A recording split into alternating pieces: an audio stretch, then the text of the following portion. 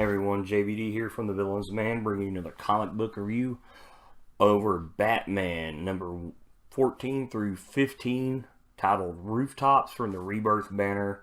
This is volume 3, 2 issues, not a lot to spoil. It's basically just to kind of push some plot forward, I guess, for the upcoming Bane storyline, which we just had part of in I Am Suicide.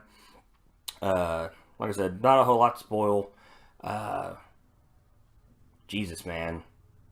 I don't know what it is about DC and wanting people to draw Bruce Wayne and Selina Kyle having sex. And after the first issue, I thought that's kind of what this whole issue was all about. This whole thing was them getting it on and building their relationship. And I'm assuming this takes place the night after I Am Suicide, when they get back to United States. Because she's talking about how she has to go back to... she has to be incarcerated, Selina does, at the end of the night. And it's about them two spending the night together, doing some Batman stuff, you know, busting up some thugs, doing some Selina Kyle stuff, stealing some stuff, and then basically getting it on. I don't know what it is about DC and just these two drawing these two guys getting it on, but they did. And this whole first issue, that's kind of what I was just not caring about. But as it goes on, they're reminiscing about the first time they met each other, you know, kind of playful bickering about where it happened, what was going on. But what this all comes down to is Selina runs on him. And, you know, wanting him to chase her. And you're not really sure if she's trying to get away, or if it's just cat and mouse games or bat and cat games, depending on who you talk to with these guys. That's what it would be.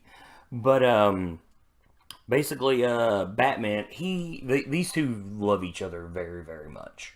And it's really shown throughout this whole story how much Batman cares about Selina Kyle Catwoman. And it's really shown where he goes to Gordon and, you know, basically kind of confesses to him without really coming out and saying that, you know, I love Selina Kyle.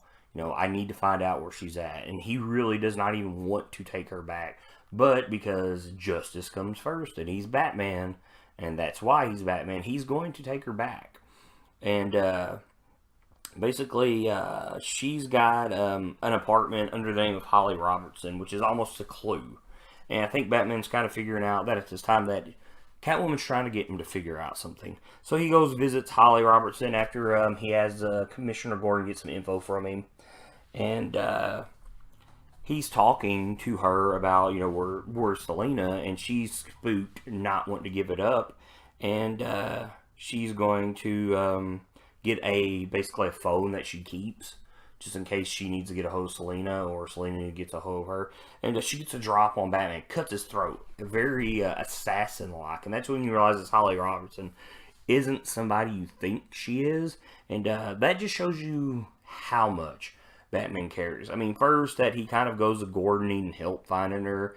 And he's drawn in a very soft way, not a very stern and serious way, to show that he cares. And he, right here, it shows how much he cares, because he lets this girl get the drop on him and cut his throat. And Catwoman basically has to save him, as he's going to fall to his doom as he's trying to get away. And basically you find out that the orphanage that was burned down, that Selina was at, this girl was at too, and they basically trained together. And she is the one that killed the 237 men, and Selina took the fall for it.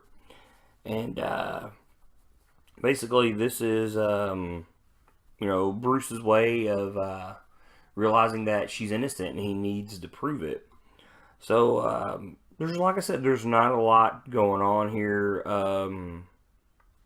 It's basically just to kind of further the plot that, you know, these two love each other and they're going to be together. And, you know, the beginning of this whole volume, Bruce was really talking, you know, there's a lot about his mortality and what he needs to do with life.